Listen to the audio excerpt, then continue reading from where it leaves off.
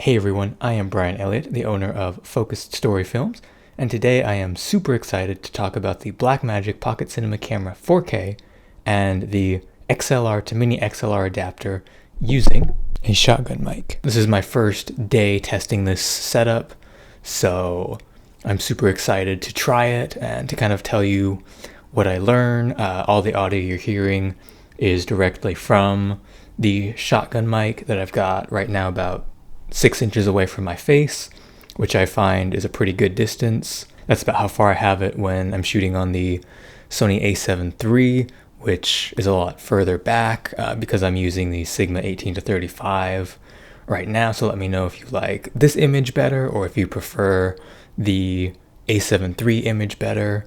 But I'm really testing this out real quick just to get a sense of how much easier it is, because right now with the a7 III, I have to sync the audio and the video, and it's an extra step. So this may be a lot easier of a solution, even though I'll be dealing with bigger file sizes.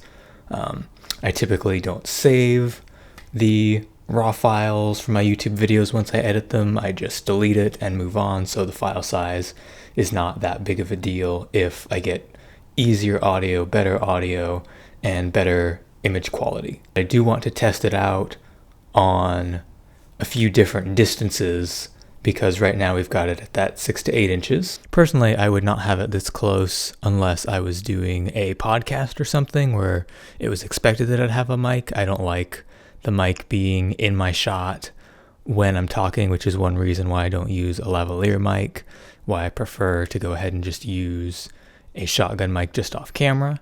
But this is how the audio sounds if you've got it that close. Now we're going to move it about a foot away, like you might have to have it if you're shooting a dialogue scene in a short film.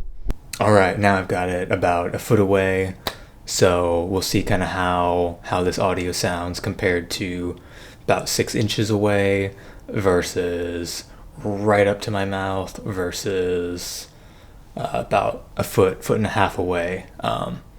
So I do have the gain level in the camera set to 100 because I found that it's so quiet unless you have the gain set to 100 within the camera.